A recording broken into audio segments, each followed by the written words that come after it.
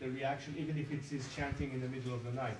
Doesn't have to necessarily be daylight for them to show their protest. And if you follow social media and the footage we get from Iran, we clearly see that from universities to larger cities to the provinces, the momentum keeps going. Yes, the regime represses, yes, they send their strike forces, but people are used to that, and they know that this is part of the challenge of how can they continue maintaining themselves and strategically place themselves in areas where the regime has less concentration of forces.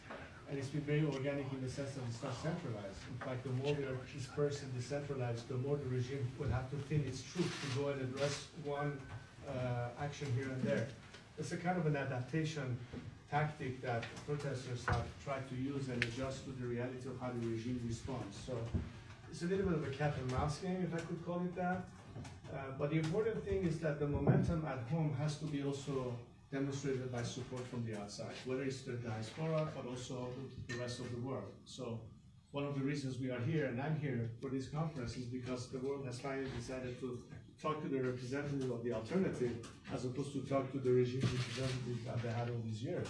It is through this kind of dialogue that we can explain to them what would be their best way to support people, which will go directly towards sustaining the current movement in Iran, and basically blow more wind into the sail of the protesters.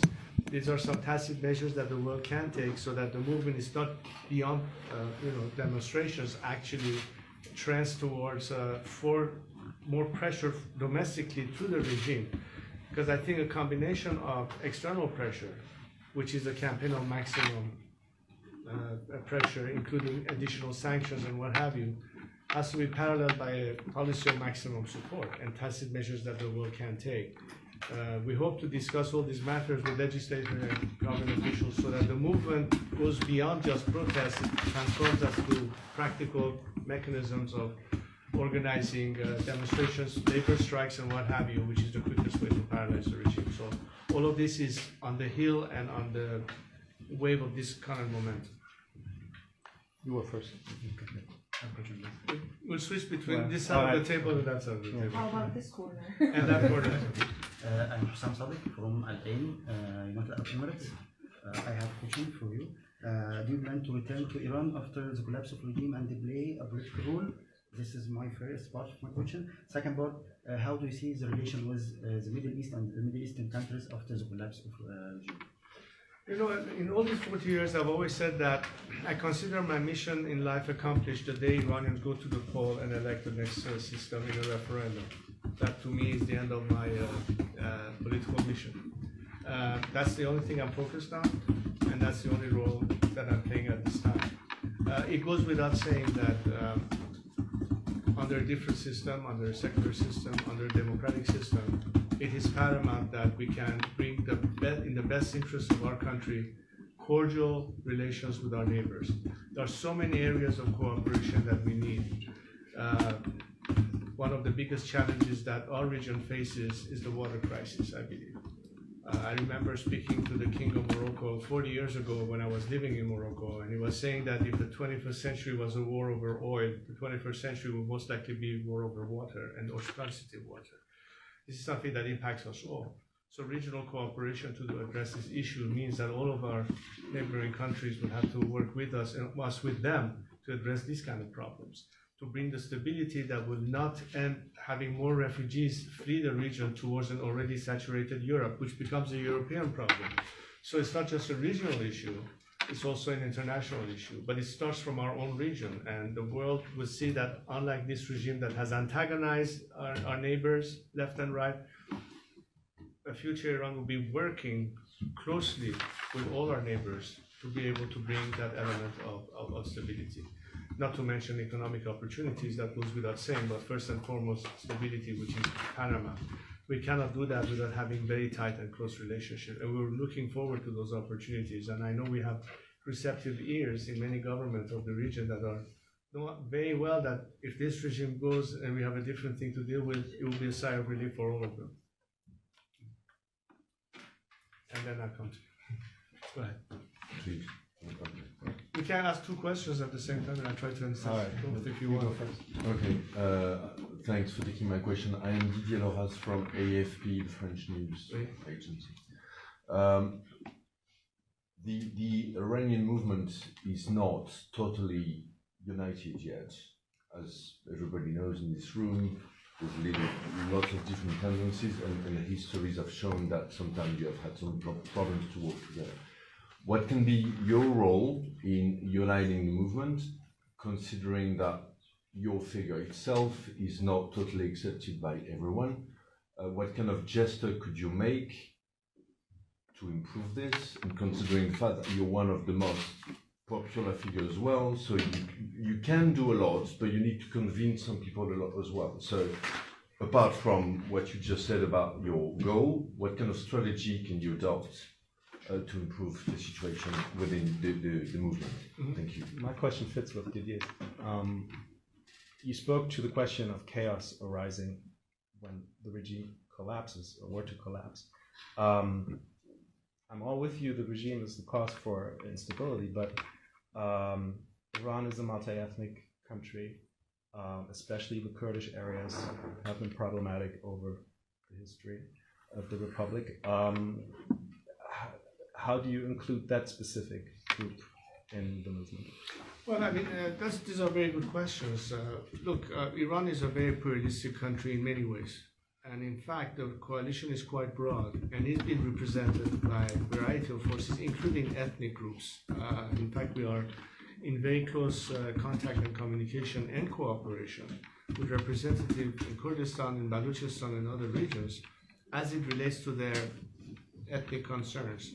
As far as the broad spectrum of secular democratic forces from left, center, and right, you have a variety of groups and organizations that understand the merits of solidarity at this stage, and understanding that where there would be different ideas, we leave that to the Constituent Assembly to debate. We have to have faith in a system that is a democratic process, and therefore we are all working towards a solution that will address areas where we may differ, but we have far more in common than we do in differences. For instance, when we're talking about the Kurds, as you probably know, there's a question of regional autonomy and what have you, and the degree of decentralization and so on and so forth, which is part of the equation, and this is part of a fair dialogue that we have with them. The position that we take is that we cannot decide this as of now. It has to be the people's representative in that parliament that would have to debate those questions. All we can do is to acknowledge the fact that these are some expectations that this or that group would have, but how do we build it in the process? So in that sense, the charter that we're working on, which includes at least the minimum principles that we can all agree on, which is a document that frames the condition of our relationship and cooperation and work within the opposition, is a defining document, if you will. And on that basis, that solidarity and cooperation between political groups will lead us to the transition phase.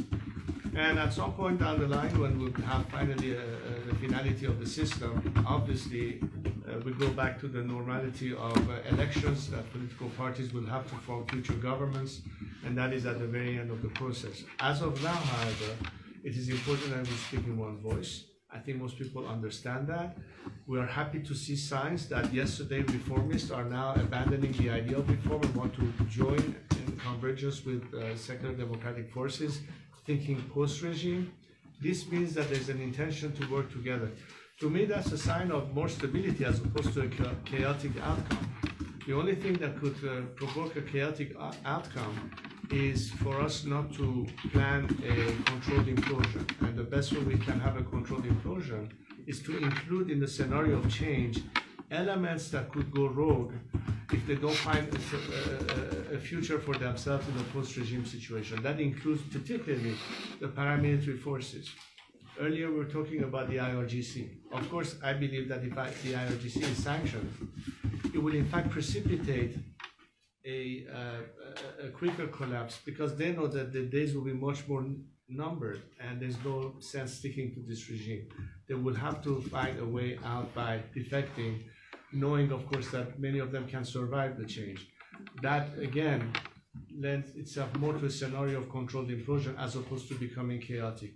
That has to be built into this equation. This is something that the Iranian people have to also understand, that just as much we saw a path of truth and reconciliation in South Africa, or whatever transitional justice has to come into play, those are also part of the serious issues that are being discussed within the opposition as to how we will deal with the transition.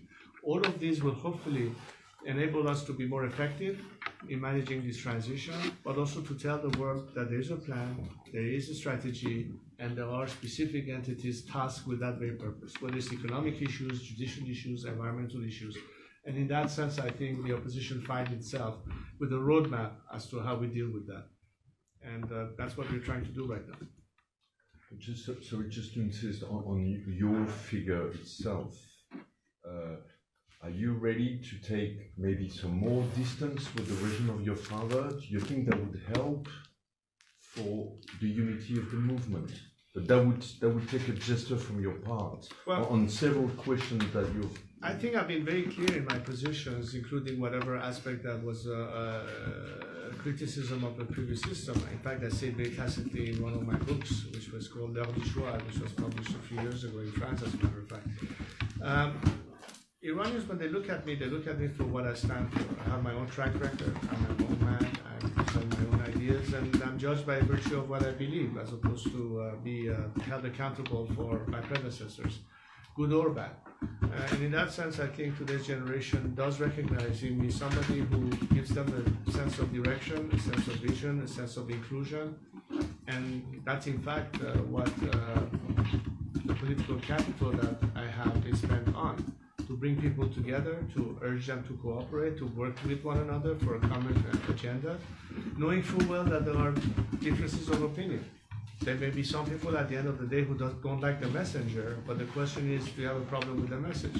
If you like the message, then it doesn't matter who the messenger is and whether you like him or not. And in that sense, the message that I have to my community is that you stand to benefit from this strategy because everybody wins. Nobody is left behind. But if you want to participate, you have to assume some responsibilities. That's the difference in culture, the political culture I was referring to earlier during the conference, which is we are very much lacking.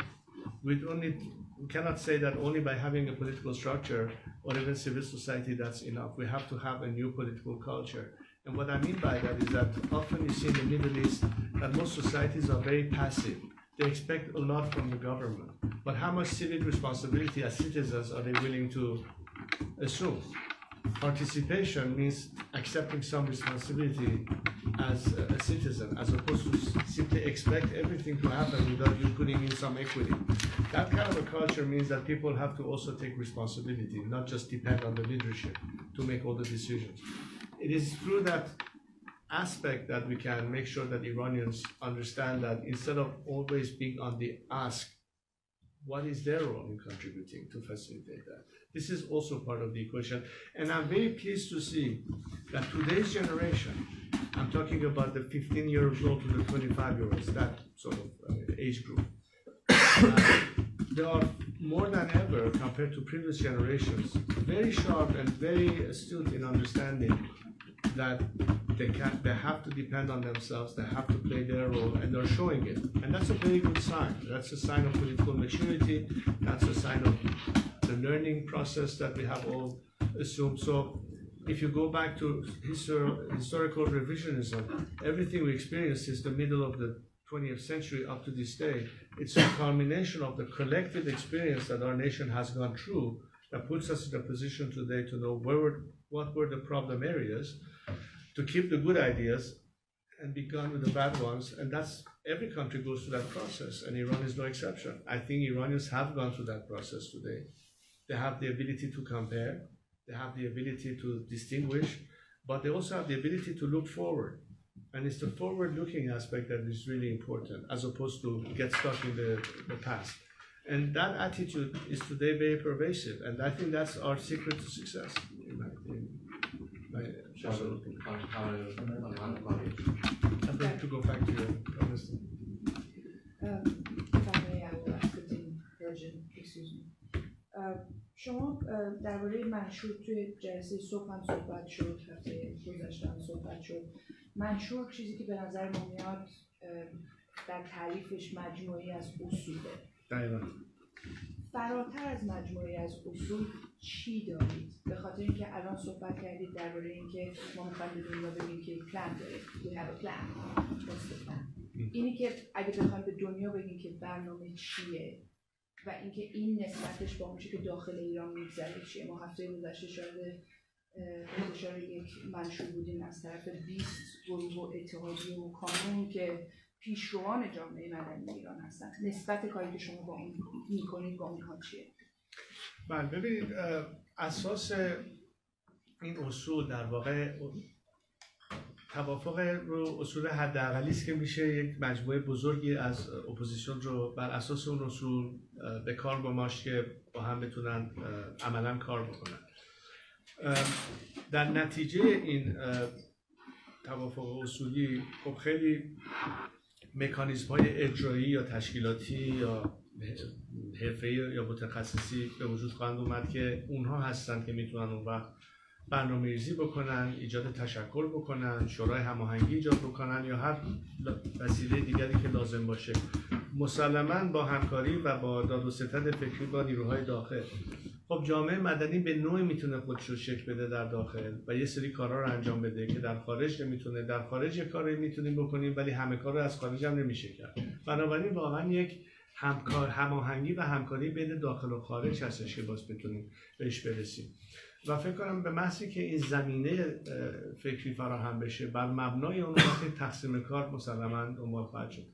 هدف این اقدام اخیر و دوستانی که با هم داریم این مسئله رو پیش میبریم این هستش که زمینه این تفاهم و همکاری رو لااقل فراهم بکنیم که در نتیجه اون تمام اون مکانیزم‌ها شروع کنن به جا افتادن، کار ارائه دادن، طرح ارائه دادن، برنامه ارائه دادن که اون وقت بخش سوالتون رو بهش پاسخگو خواهد بود که خیلی خوب دقیقاً چه برنامه‌ای دارید، چیکار می‌خواید بکنید، در چه فازی، نقشا چی هست و خب مسلماً این رسانه‌ای خواهد شد، توضیح داده و امیدوار هستم که همین پروسس رو که البته تازه شروع شده، یعنی واقعاً مراحل اولیه‌اش رو داره طی می‌کنه، خیلی زودتر برسه به اینکه بتونیم پاسخ بدیم. پس الان نمیتونید بگید به دنیا که ما یک پلنی داریم.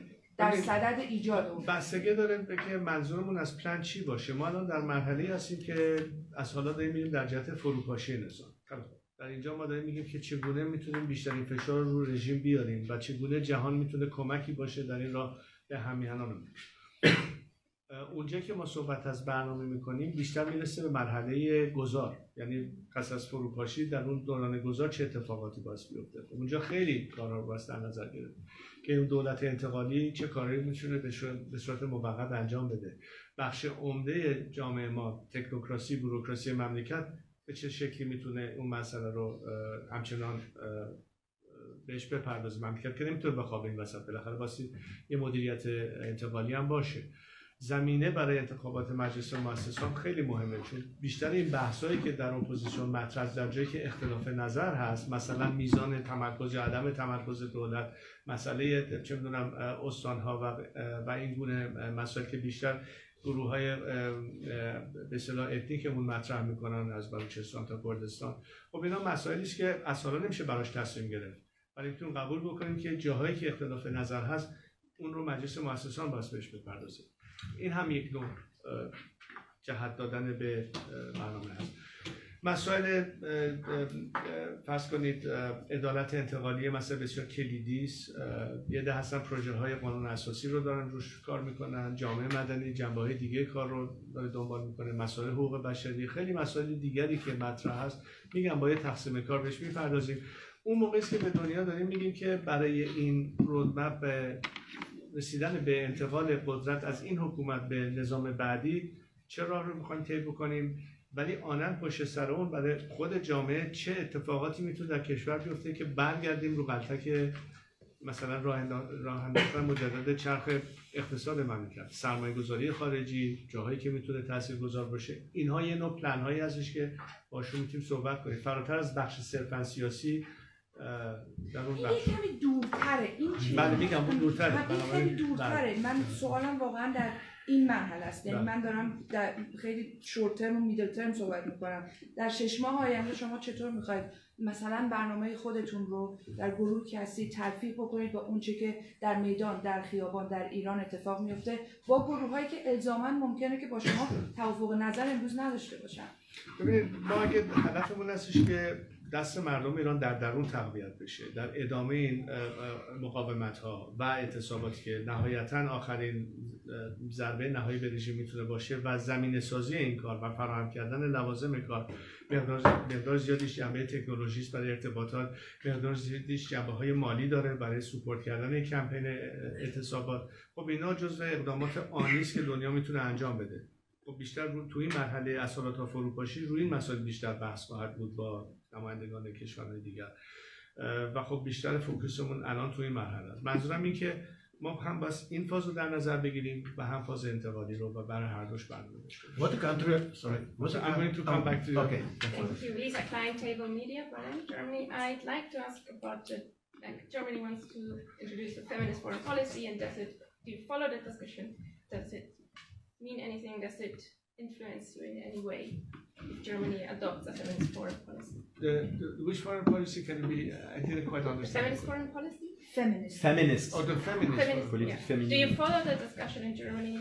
Like Sweden also had a feminist. Well, I'm very glad that the world is recognizing that the first victim in Iran were the women in the first place, and the fact that there's an emphasis on feminism or backing up and endorsing that means that the world is fighting back against a regime that treated them as second-class citizens from day one. That is an extremely boost of morale and support that most of our female activists in Iran certainly welcome, and so do we, because making that a fact, I mean,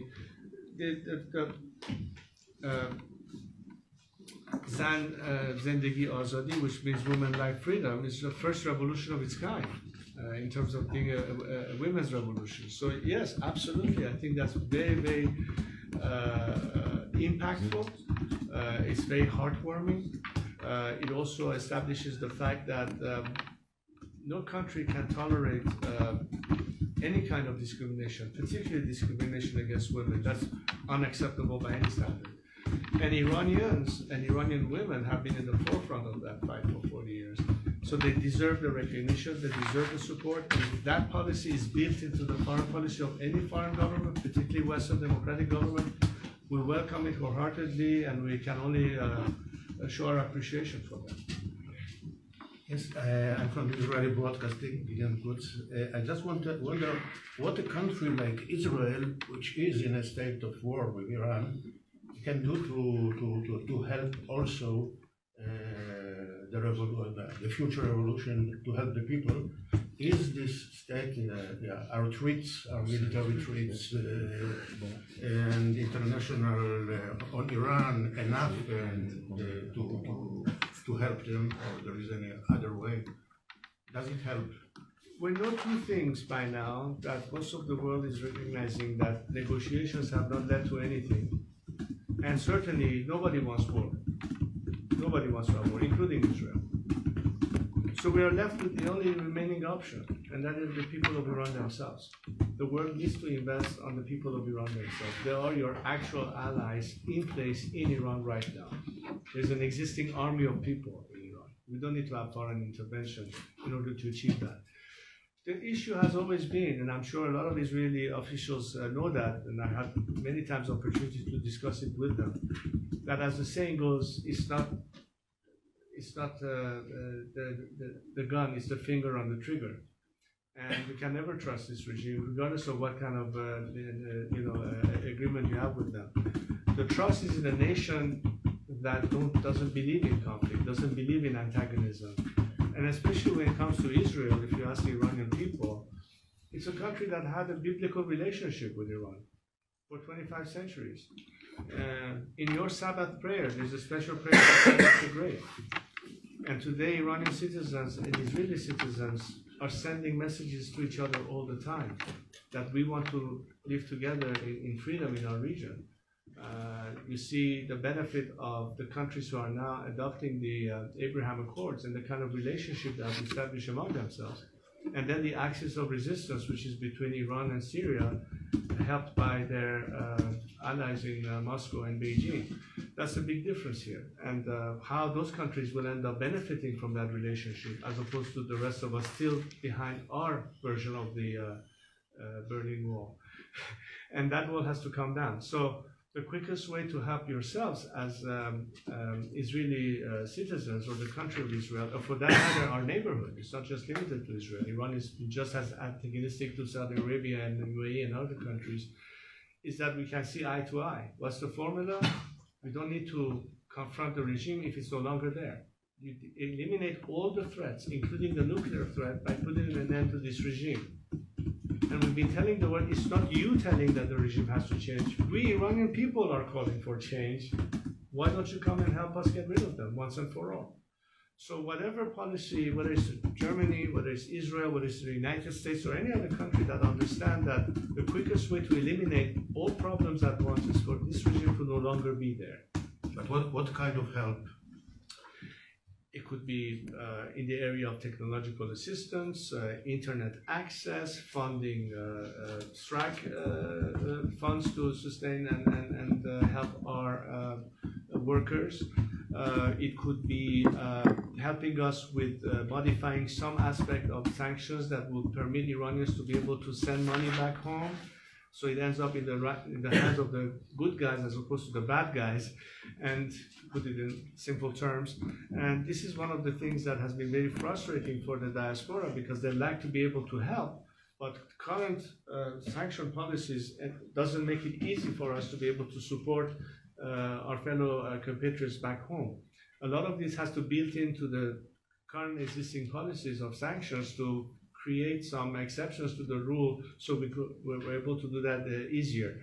There are many other things also, and there's a whole list of things that can be done, and different countries can do different things. But at the end of the day, the most important aspect is to empower Iranians as much as possible. In other words, a campaign of maximum support to the Iranian people has been missing in most of the discussions so far. It's been maximum pressure in terms of more sanctions and what have you.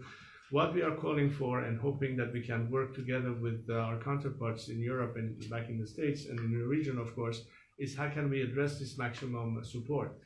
And each country may find different ways of contributing to that. So long as the ultimate intention is to say, we are talking at the end of the day about this regime be changed.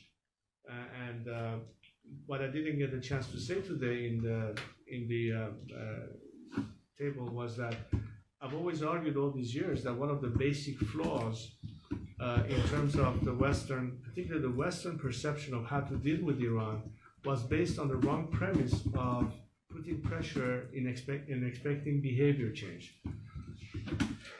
In other words, not understanding that the DNA of this regime will not change simply because you're putting pressure on them. The solution is not behavior change, the solution is regime change. But in order for the regime to change faster, we cannot not have an internal component. That comes back to the Iranian people. In other words, external pressure alone is not sufficient. You have to also have a strategy of how you can empower the people so domestically they can put more pressure on the system. That's the ultimate recipe for success. So as long as we are thinking in that direction of how can we bring even more support for the Iranian people, that will be an element that will make the difference. And hopefully our friends in the region will also participate in that. I'm going back and forth this way, so it's equal. Balance, please. Thank you. Steffen Gassel from We have another 25 minutes, so. Steffen Gassel from German News Weekly, Stern. You made a remark earlier in the conversation where you said that the source of your support is the fact that you give the people who support you now a sense of direction and inclusion. Now, I was out in the streets of Munich yesterday.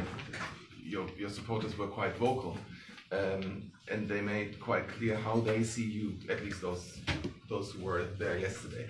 And they shouted it, they had it on their banners, they see you as Shahzade. Given that you're calling for a democratic transition, how problematic do you think this image is, given that son of this father they see you in line with the representative of an undemocratic regime, which in many ways created the preconditions for what happened in '79. And second part of the question is also taking on something that you observed, this image of the regime having taken Iran hostage for the last 40 years, which is being used by many people these days. If you want to give, as you say, the movement in Iran agency, and if you want, as you just pointed out, a maximum support for the movement in Iran, doesn't this image of a passive society being taken hostage, how far does that carry, and doesn't that subtract from the agency of the people that you claim to support? Well, that's exactly when I was talking about being proactive, not just being passive observers. You have to engage in the process if you want to truly have a participatory system in here. But back to the beginning of your question, look, I think my fellow compatriots are smart enough not to hold me accountable for the actions of my predecessors, good or bad. I think they judge people for what they are. It's a little bit like if I were to ask you, would you like people to think that judge you on the basis of what your parents did? Probably not. You'd rather be judged for what you do. And the same logic applies to me. Simply to say that my father was the king and whatever happened then, I have to take and assume responsibility for that is a kind of an irrational proposition. If they judge me by my views and by my actions, that's fair, and that's what I think I should be judged on. Secondly, I myself believe that, to me, the basis of any system, any structure, any post, any position in any democratic government has to have a degree of legitimacy based on merit and a process of being selected or elected by the people as the basis. And in fact, I have challenged monarchies by saying, look, if I had the option between a secular republic and a hereditary monarchy, I would vote for a republic. But if as monarchists you are arguing that perhaps the country still needs some kind of a umbrella of, I don't know, support, if that's the argument that because of our culture, because of our history, this is something we lend ourselves to, I said, can you find an innovative way to perhaps have a kind of monarchy that is elected as opposed to hereditary? And why not? Because after all, if the idea is to have that position filled with a clear job description, anybody with competence could potentially play a role like this, and it's not pinned on a particular family. And by the way, I think it's a violation of human rights if you impose a role to a particular family to do that perpetually. We could be innovative. We can bring that to change. So on the principle of republicanism, I am committed to it. On the issue of the ultimate form that it takes, I believe it has to have a basis of merit and legitimacy based on popular will, as opposed to claim to a post based on hereditary transfer, which I cannot, in my heart of hearts, justify as a Democrat.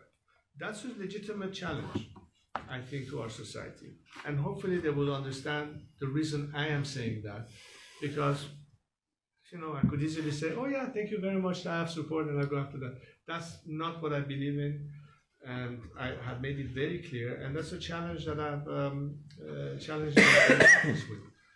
On the other hand, I think the world should understand that you cannot eliminate an option if part of the nation may want to discuss it. It's like saying that republic is the only way out. You can't say that either. So if we believe that the Iranian people can come up with a solution where their system of governments could be justified on the basis of republicanism and democracy, it could take either form. What will happen at the end, who knows? I leave it to the Constituent Assembly to debate all these ideas. But as I said, my only task and my only focus at this point is to use whatever political capital that I have towards this transition with maximum inclusion, with maximum participation, because I believe that's the quickest way to get to where we want to go. But so, you don't rule out that you would run for political office once the new system is established? I'm not interested to have any governance position, and I will explain to you why.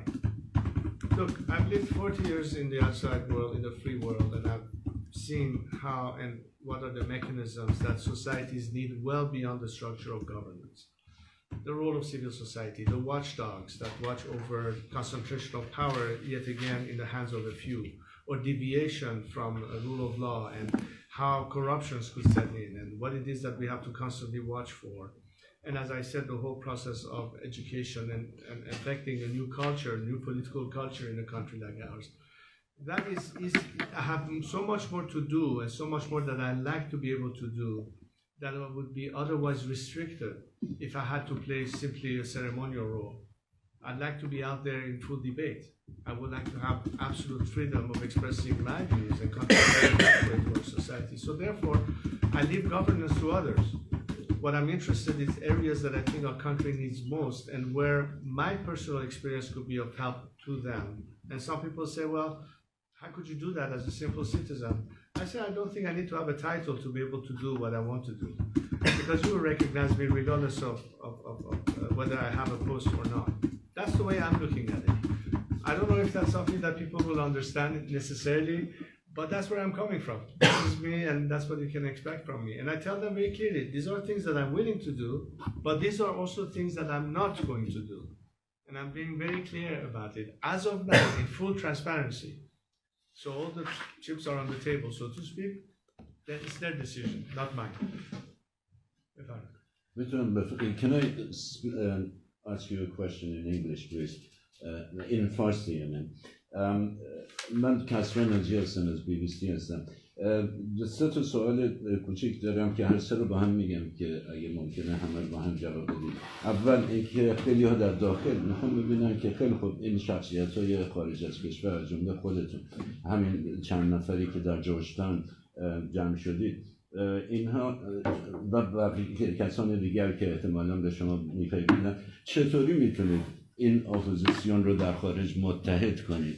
در صورتی که میبینیم چشمانداز خیلی عالی نیست. همینجا در مونیخ همین یکی دو روز گذشته در چندین جا تظاهرات مختلف از گروه‌های مختلف هست که نمیتونن با هم جمع بشن، یه جا تظاهرات داشته باشن. این چگونه اتفاق خواهد افتاد؟ مکانیزمی که در نظر دارید چیه؟ بعد سوال دوم این که خیلی خوب چطور میتونید ارتباط با داخل برقرار کنید؟ الان ارتباط با داخل برقرار نیست، ولی به نظر میرسه که بعضی از این نیروهای اپوزیسیون داخل، همین اصلاح طلبانی که اشاره کردید، میرحسین موسوی، اینجور افراد دارن همون حرفای شما رو میزنن کم و بیش. خیلی خوب اگر چنین هست، این ارتباط با داخل قراره که چجوری صورت بگیره و نظرتون راجع به همکاری ها با مثلا میرحسین موسوی و غیره چیه؟ این دسته از اصلاح طلبان. بخش سوم، آخرین سوال، این که تکلیف آینده رو چطور میبینید در ارتباط با کسانی که امروز با رژیم همراه هستند؟ خیلی خوب شما دارید صحبت از یک انقلاب میکنید، تغییر رژیم. خیلی خوب کسانی که این سالها با رژیم همراه بودن، میخوام ببینن تکلیفشون چه خواهد بود؟ آیا اعدامشون میکنید یا چه میخواید بکنید؟ بله. خب مسئله بسیار مفصل و پیچیده رو در میپرسید. در وهله اول ببینید مبنای موضوعیت داشتن هر موضع‌گیری برمیگرده به اینکه در درون کشور آیا اصلا موضوعیت داره یا اثر داره یا نه. بنابراین جریاناتی که در خارج از کشور اقدام میکنن، اگر عملکردشون یا صحبتاشون یا موضع‌گیریاشون اصلا به قول معروف تو باغ نباشن نسبت به آن چیزی که در درون کشور جزو انتظارات فعالین سیاسی مدنیمون هست، در اصل کارهای بی ربطی خواهد بود. قضاوت این که چه چیزی است که واقعا مطالبه اصلی کنشگران مدنی سیاسی ما در داخل هست، مبنای پشتیبانی و همکاری ما هست با اونها. حتی در رابطه با منشور که صحبت میکنیم اساسش از درون کشور تولید شده. ما اینجا داریم تکمیلش میکنیم برای که مطمئن بشیم که بیشترین توافق ممکن رو فراهم بکنیم برای آغاز همکاری. این مسئله طبیعتاً انتقال داده خواهد شد به بقیه جریانات سیاسی در اپوزیسیون و تشکل‌های مختلفش. با درک اینکه خب این مبنای توافق همکاری، این جهتی که باز کار پیش بره، اون وقت باز ببینیم که کدوم بخشی از جامعه برون مرزی من جمله گروه اپوزیسیون در رابطه با اون موضوع پاسخگو هستن یا همچنان میخوان ساز خودشونو بزنن که اصلا ربطی به اصل قضیه نداره. اینم بایستی در جریان ببینیم که پیش میره. باز میگم ما تازه در آغاز این مرحله جدید هستیم که چنین آرایش رو برای بار اول به دست آوردیم، بنابراین یه ذره وقت میخواد که این جا بیفته. ولی آن چیزی که میتونم بهتون بگم در رابطه با بخش دوم یا سوال دومتون این هستش که ارتباط با درون هست، ارتباط روزانه هست با کنشگران مدنی، حتی با زندانیان سیاسی. خود من بارها و بارها باشون به شکل حالا اگه نگم هر روز لااقل 2-3 بار در هفته باشون صحبت داریم، جلسه داریم، صحبت میکنیم، تبادل نظر میکنیم. با داخل البته با داخل. و خب این جریانات حالا اصلاح طلب دیروز یا قشر خاکستری که تازه کم کم دارن میان تو صحنه، قطعا اونها هم نیز یه راهی برای ارتباط پیدا خواهند کرد با بقیه ماها که در خارج هستیم.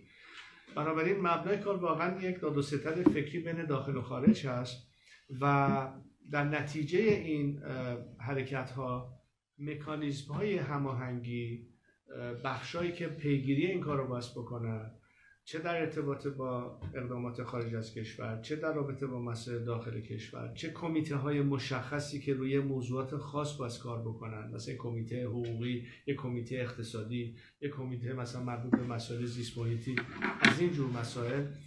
این رو هم میخوایم با همکاری دوستانمون و متخصصینمون در داخل انجام بدیم. یعنی واقعا یک تقسیم کار بسیار مفصلی است. در بخش صرفا سیاسیش، یعنی اونجایی که اپوزیسیون سیاسی میتونن یک بنای همکاری رو داشته باشن، همینطور که الان دارم باتون صحبت میکنن، بعضی از این جریانات شروع کردن با هم صحبت کردن که بلکه به یک فرمول ائتلافی برسن، یک مکانیزم همکاری بین خودشون رو ارائه بدن. این هم مسائلی که الان در جریان هست اونجایی که من اطلاع دارم. و اگر البته این کل ارتباط مستقیم با داخل هم برقرار بشه، خب یه مرتبه اصلا یه حالت کاملا بیشتری رو میگیره. آخر سوالتون اگه ممکنه راجع به کسانی که همراهی کردن با رژیم و الان مثلا جزئی از این رژیم هستن، تکلیفشون چه خواهد بود؟ ببینید اگر مسئله محاکمه است بر مبنای کسانی که مرتکب من نگفتم، فقط میخوام بدونم نظرتون با اینها چه باید کرد. خب ببینید باز میگم شما یه جایی هستش که یه عده‌ای هستن که واقعا ملت از یه دید دادخواهی اینا رو واقعا مجرم و جنایتکار میشناسن. یعنی اصلا کاری که خامنه‌ای کرده اصلا جنایت بر علیه بشریته در اون کاتگوری. خب اینجور افراد که نمیتونن همینجوری به همین سادگی فکر کنن که مردم از این جنایتش رو میگذرن. ولی ما در آن باید بگیم که یک نظامی باید داشته باشیم که از دید حقوقی، از دید قانونی، حتی برای آقای خامنه‌ای بتونه وکیل مدافع داشته باشه یا تو دادگاه از خودش دفاع بکنه. ما اعتقاد داریم و امیدوار هستیم که اصلا حکم اعدام در مملکت به کلی نقض بشه. ما امیدوار هستیم که بتونیم به جایی برسیم که مسئله این گونه مجازات رو در کشورمون از بین ببریم، ولی دادخواهی رو نمیشه از مردم گرفت. اینا دقیقاً بحثایی است که این کمیته‌های حقوقی واسه بهش بپردازن که چه کار باید کرد با اینها. همون جاستیس انتقالی شامل حال این افراد هم میشه. اینا چیزایی نیست که بخوایم همینجوری از خودمون در بیاریم. روش کار شده در خیلی از کشورها، خیلی مدرن‌ها و استانداردهای حقوقی در این مورد برنامه‌ریزی شده. در کشورهای مختلف هم اقتباس شده. شاید ایران هم بتونه از بعضی از این مدل‌ها در نحوه به اصطلاح پرداختن به این معضل از اینها بهره مند باشه که قسمت به اصطلاح حقوقی یا قانونی در کشورمون چگونه به مسئله خواهد پرداخت. ما می‌خوایم واقعا دادگاه‌های درست تو مملکت باشه. جمهوری اسلامی هنوز بعد از 4 دهه دادگاه انقلاب داره و کجای این بخش میتونه واقعا یک مبنای حقوقی واقعی داشته باشه؟ استقلال قوه قضاییه خیلی مهمه این وسط، ولی تمام این چیزها در آینده باید جا بیفته. در زمان انتقال خیلی مسائل هستش که باعث یه مدل‌ها و راهکارهای واقعا قانونی براش پیدا بکنیم و این دقیقاً یک کار تخصصی است. اینجاست که بیشتر ماهایی که بخوایم این همسوی سیاسی رو به وجود بیاریم متکی هستیم بر متخصصینی که در این مورد میتونن نظر پردازی بکنن از دید حقوقی، از دید قانونی، از دید روندها و متدهایی که باید به کار گرفت. که دقیقاً پاسخگوی این سوالی که شما صحبتتون بعد از تغییر حکومت و تغییر رژیم امروز کسانی که در ایران هستن میخوان بدونن که شما با اونها چجور رفتار خواهید کرد. بازارم بهتون میگم این یک بحثی است که مربوط میشه به اینکه شما خودتون رو خطاکار میدونید یا لااقل متهم هستید به خطای بزرگی. روش برخورد به شما باعث بر مبنای یک دیدگاه کارشناسی حقوقی باشه که چگونه باهاتون باستی برخورد بشه. من متخصص در این امر نیستم، واگذار میکنم به متخصصین حقوقی که بهترین جواب ممکن رو که چگونه باستی با این مسئله برخورد بشه رو از اونها بخوایم. کارشناسان حقوقی ما باستی این پاسخ سوال بدن. 10 دقیقه وقت داریم. 10 minutes, yes. I'm doing my best to try to distribute the questions. Two questions. My name is Arvid Juriaks, journalist from Sweden. What kind of support do you hope for from a country like Sweden in this? Second question is, when I don't know how many years exactly, how long ago was it that you last time was able to visit Iran?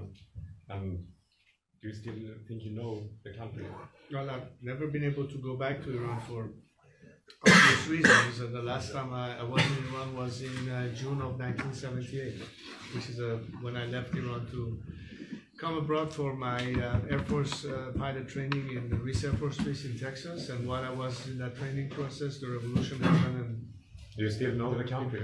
Pardon? Do you still know the country? Of course. Of course. Yeah. I mean, look,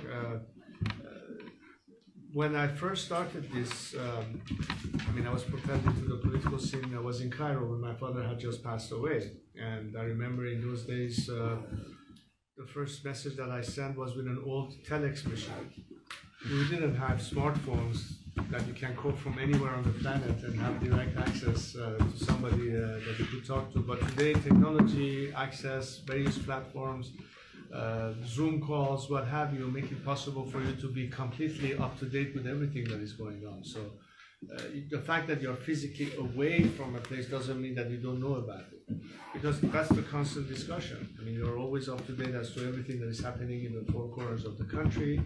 You talk directly to people in their own regions, in their own assessments, and in that sense you keep in touch with what's really happening. So if that was your question, today is much easier than before because it's not difficult to establish contact, and even if it's a random call to a random person, and I have those kind of conversations as well. So that's the way I keep up with things and news and information. Sweden? Sweden? But I mean, again, the democratic countries perhaps have a much more important task insofar as saying that, well, imagine Iranians who are living in Sweden, or for that matter, any Western country, and you know who they are, how they think, why they ended up having to flee Iran and come and seek asylum or refuge in other countries, how different they are in mindset that the current regime that is ruling our country. And the fact that these are the kind of people who are able to transfer back to Iran all the values and liberties that they have experienced in countries like Sweden. And so it's not just the Iranians that live in Sweden, but Swedish citizens who could say, these are the representative of the real Iran, not the mullahs who are executing women because they're not, wearing the veil properly. And in that sense, saying that we go beyond just enjoying our own freedoms, but we want you to have the same freedoms we enjoy here is a very strong message to send back to a nation that is looking to the West for help and hope that the world will take their side. And I think people in any country have a tremendous amount of leverage vis-a-vis their own governments when they ask their governments to take the next step. Look, apartheid came to an end not only because people knew there was apartheid. Apartheid finally came to an end when people around the world told those governments, we can no longer accept that. You need to do something about it. And then the governments took the final step of bringing the kind of pressure that forced that change eventually. This is the kind of expectations that I would say we have, especially from Western democracies, that you have to do more as the citizens of those countries to ask your governments to this time say, hey, we need to really help these people because they're the first victim of this tyranny. And if we enjoy our freedoms and those people are stuck behind a wall, we need to help them free themselves. We need to give them all the support that we can. I think that's a very fair expectations that we have as Iranian citizens. And I know that I've never seen, to be honest with you, in all these 40 years, I've never seen such degree of solidarity for what is happening in Iran today. This woman, life, liberty has been universally adopted, of course, by women across the world. Movie stars, actors, singers, rock bands, you name it, they came in support in different countries. And that to me says that in fact people are beginning to finally understand how powerful their message could be in solidarity and support. We have the same situation in Ukraine. Iranians today, whenever there's a demonstration, they often see the Ukrainian flag next to the Iranian flag. Why? Because there's a commonality of interest. When we know that this regime that is ruling our country is helping the Russians in their campaign to the Ukraine, sending them drones and other things. In that way, we're connected, and that ultimately affects the world as well. So all of this is tied together, if you know what I mean. And therefore, that will be the kind of impact that we hope to receive from countries like yours. Just please. تشکر میکنم شاهزاده رضا بدوی. من محمود صمدی هستم از ایران اینترنشنال.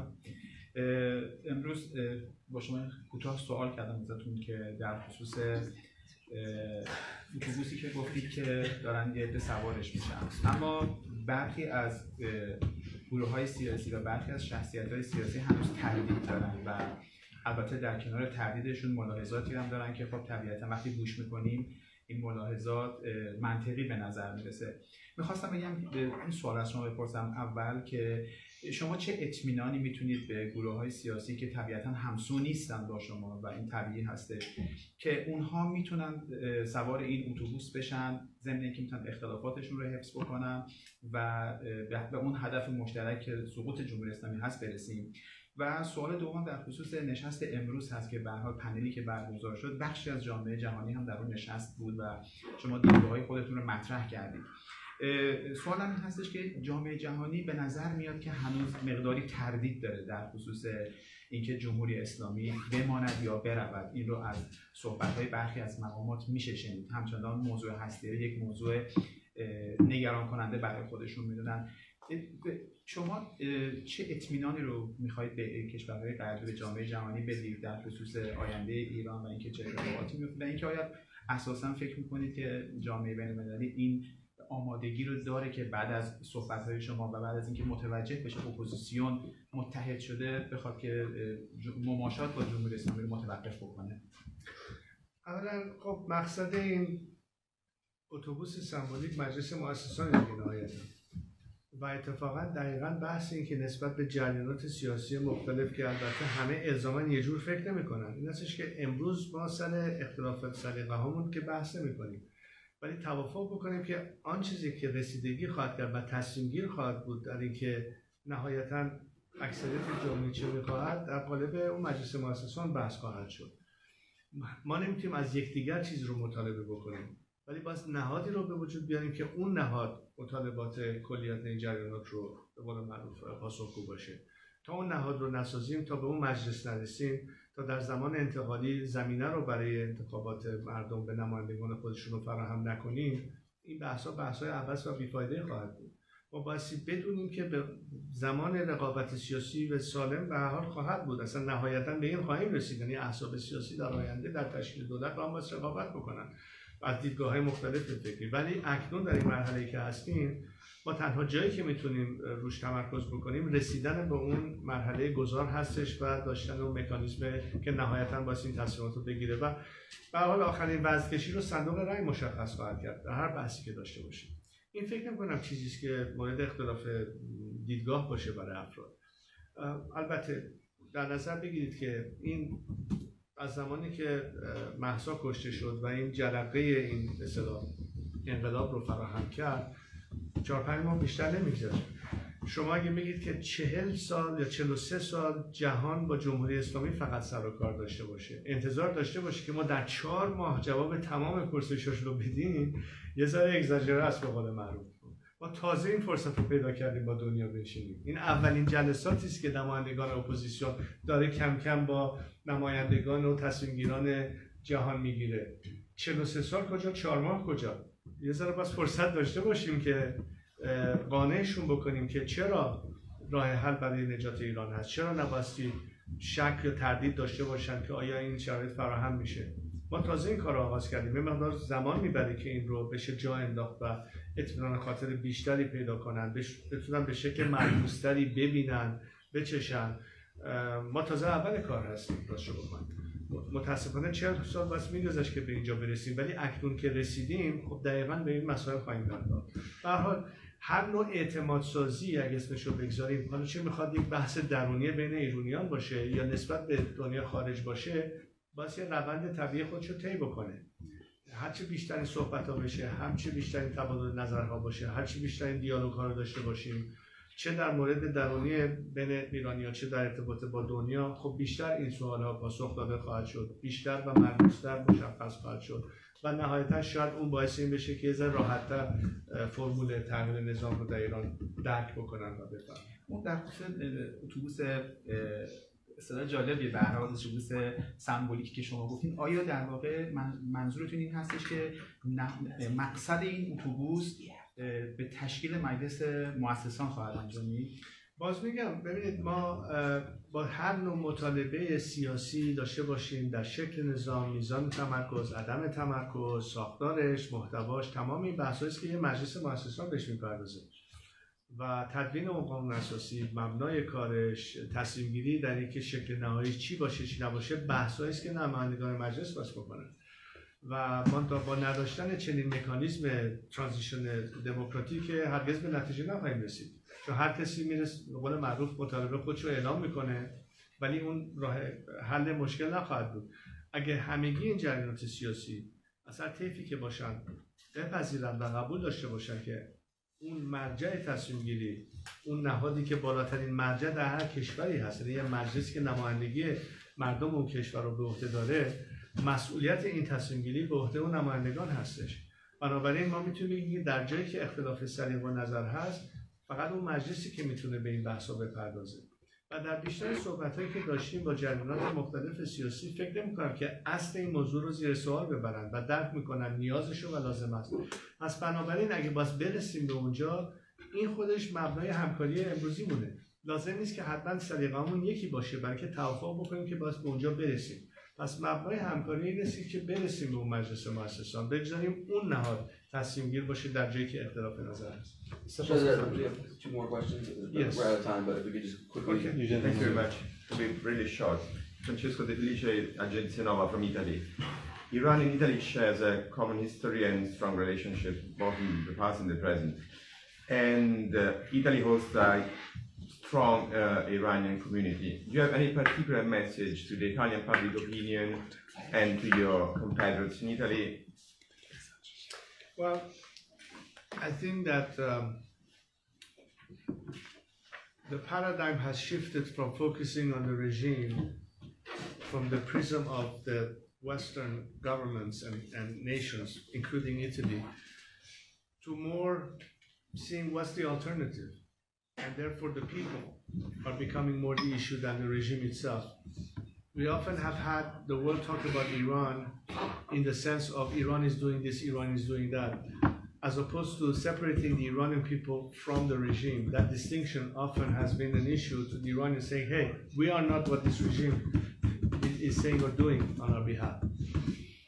And the fact that if today in Italy, whether people in government or Italian citizens, with their knowledge and understanding of where Iranians stand, Iranian people, including the Iranian diaspora in Italy, they'll be able to reach the same conclusions as the Germans would with the Iranian diaspora in Germany or in Sweden or in all of these Western countries, because there's a commonality of viewpoints, regardless of where Iranians have ended, from their first exodus from Iran right after the revolution to today, the second or even third generation of Iranians who happen to be now Italian citizens or Swedish citizens or what have you.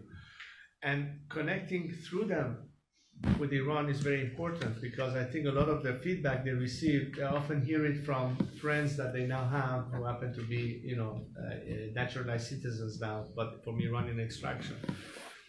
If that plays into the policy making for a government, in terms of how do we deal with Iran. And that's why we think it's very important that rather than hearing it from the regime officials, they hear it now from the voices of the opposition.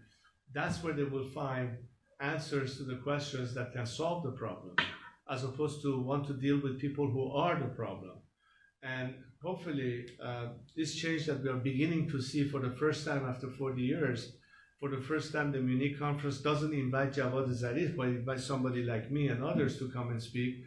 That demonstrates that we heard enough from the other side. Maybe it's time we start listening to the others. That's a beginning. Maybe we'll see more of that. I hope Italy will also join in that process. And it is through this dialogue that we can find the best course of action that will be helpful in the interest of the Iranian people and hopefully also in the interest of Italy or for that matter any other country. It's really a partnership that we are seeking because I think the only way we can address a win-win proposition is to work together because we are allied in principle and values. The values that the Iranians cherish are the same values is cherished in the West. Values that this regime is completely against. And this is why you cannot deal with a regime that stands in its DNA against every aspect of a value system we enjoy in the free world, in the Western world. So the only partners are the Iranian people. You need to engage them, and I'm glad to see that we're finally getting through and are finally engaging us directly much more than before. There's one thing that you have not mentioned at all. It's the unity of the current regime.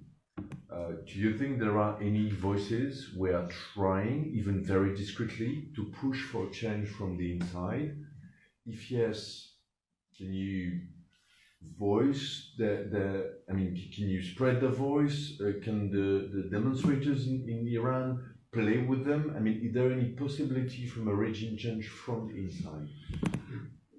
Ça dépend, as you say in French, but okay. What you have in the apparatus of state, which is ultimately the full control of Khamenei, makes it almost impossible for those who are closely associated with him to now be able to take position against him. However, in anticipation of his demise, he's trying to push for his son to basically replace him down the line. At that point, the clout that Khamenei has had over his own internal mechanism will weaken tremendously. We already can see from testimonies that we receive and leakage of information from within what we call Beit Rahbari in Farsi. I don't know how to translate this en français, c'est la tente sous l'égide du guide suprême, sa propre nomenclature. We already are getting some signals that there will be a lot of rifts coming down. But then there will be some rifts that will become more apparent. As far as what we call Qeshr Khakestari, Qeshr Khakestari means the gray layer. By gray, I mean people who are on the fence. Former reformists who now are beginning to say, well, maybe, we've run out of options. Mousavi as an example. Mousavi, what he said a couple of weeks ago is different than his position during the Green Movement back then. Because back then he was still what was considered the loyal opposition, still within the context of the existing constitution. But today they are beginning to say we have to have a change in constitution. And the question is, do you mean modification of the existing constitution or a totally new constitution? So that's the kind of question we are asking and throwing back at them. But there are also different groups of people. You will have some people who were aligned more in the Mousavi camp. You have Faiz Rafsanjani, who represents another faction within that camp. And there are a number of different factions within this gray spectrum. We'll have to see as days go by in the next weeks and months, in what way can they find a convergence with those of us who from the very beginning were saying that this regime has to go. And we anticipate more of that occurring in the weeks to come. Within the inner sanctum of Khamenei and his clique, I would say that the more this gray spectrum comes to our side, the more weakened it will be. And And then the question is how many of them will start defecting from that tent. I really cannot predict a timeline. All I can say is that right now the momentum is geared towards more and more separation or defections. And what we are trying to do is to have an open door policy in the interest of maximum inclusion. Maximum inclusion, of course, is not without some parameters, which goes back to the issue of the charter that we have to agree with, because the charter basically frames the minimum elements that are demanded and or sought by various political groups. It's the definition of principles that we stand for, which is the basis of cooperation between various political groups. It doesn't matter if they're leftists or rightists, but they agree with those principles. And if that gray spectrum also adopts these values and principles as a basis of cooperation, we can broaden the spectrum of the existing secular democratic forces to even include more of those people who are not joining this movement. So we are trying to maximize as much as possible the political spectrum and participation on those grounds. Are you trying to avoid the concept of, oh, you work with this regime, we don't want to talk to you? You try to avoid this. You try to prepare the possibility that at some point, like in other countries organizing a transition, that everybody could get in if they get into the charter or the so-called whatever documents you're talking about? That's what we think, that everybody deserves a second chance, and they can be always wrong in judgment, but if they're willing to correct their positions, then why not? I mean, it's not a matter. The only thing that we were discussing earlier, I was answering in Farsi, but it gives me an opportunity to now say it in English, was how do we deal with the remnants of the regime? Is there a strategy vis-a-vis that? We're talking about legally what can be done. And I was explaining to the journalists that there are formulas that have been already established in terms of transitional justice. What do we do with people who have been acting criminally in position of governance? What Khamenei has done is smack into what I would call a crime against humanity.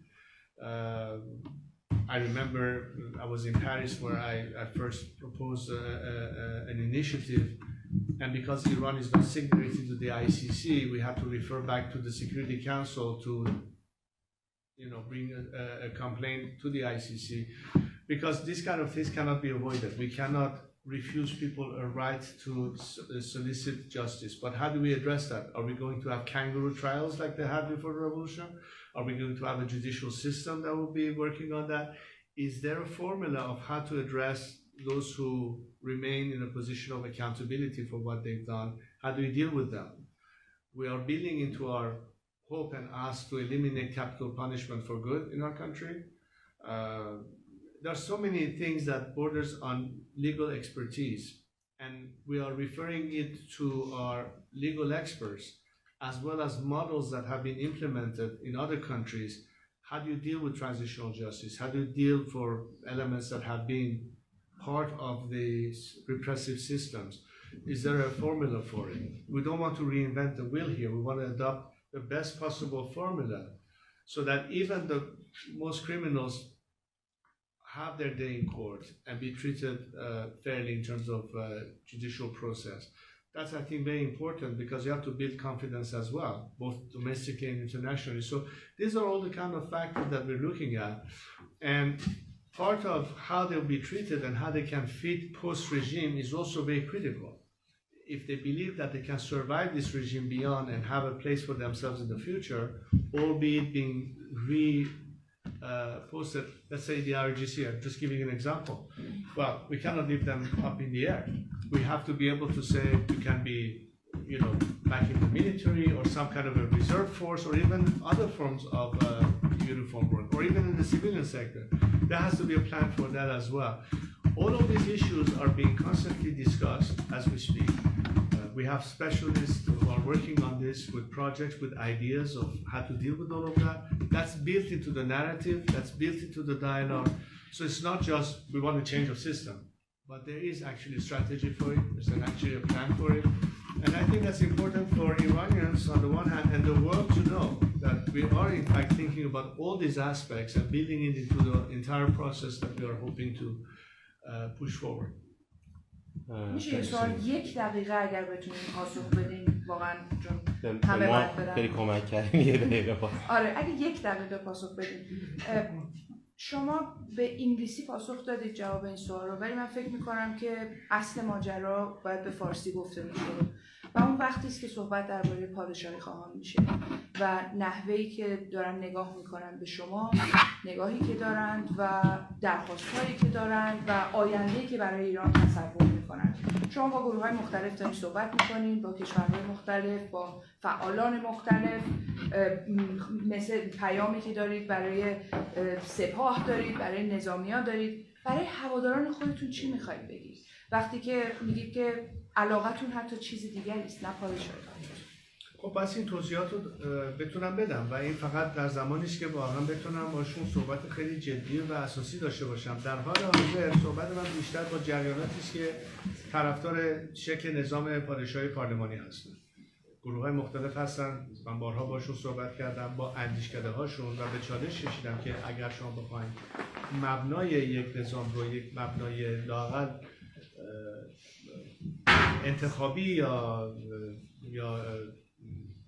یه نوع پروسس سلکشنی باشه تا اینکه مبنای موروثی باشه که من شخصا با این موضوع یه مشکلی دارم از این دیدگاه دموکرات، یه راه حلی برای این پیدا بکنن و این یه چالش جدیدی است شاید در اون بخشی از طرفداران شکل نظام به مفهوم پادشاهیش. این بحث خیلی باز و به نظر من لازمی است که بهتره زودتر بشه تا دیرتر. برنامه‌ای دارید برای این کار؟ خب برنامه من نظراتی است که من نظرات خودم رو ابراز می‌کنم و ممکنه که خیلی از این افراد اصلا این ایده رو به کلی رد بکنن. من تنها در حد باور خودم و اندیشه خودم توضیح میدم. حالا نهایتاً این تصمیمی است که واسه جامعه بگیره، ولی من موضوع خودم بسیار مشخص ارائه دادم که اگر قرار باشه که ما همچنان یک کلاهک نظارتی داشته باشیم به فرمی که در قالب فلسفه پادشاهی جستجو میکنن، ما میتونیم یه فرم کاملا جدیدی رو داشته باشیم که مبناش مبنای چی میگن سلکتیو باشه، انتخابی باشه تا اینکه بر مبنای ارث بردن این مقام باشه. من شخصا با این مشکل دارم و بهشون هم گفتم یه راه حلی باید براش پیدا بکنید، چون من نخواهم تونست اون وقت دفاع بکنم و تفاوت قائل نشم بین یه شکل نظام نسبت به شکل نظام دیگری. شاید یه بحث لازمی است که بهتر از هم اکنون بکنیم تا دیرتر. سپاس از همه. Thank you so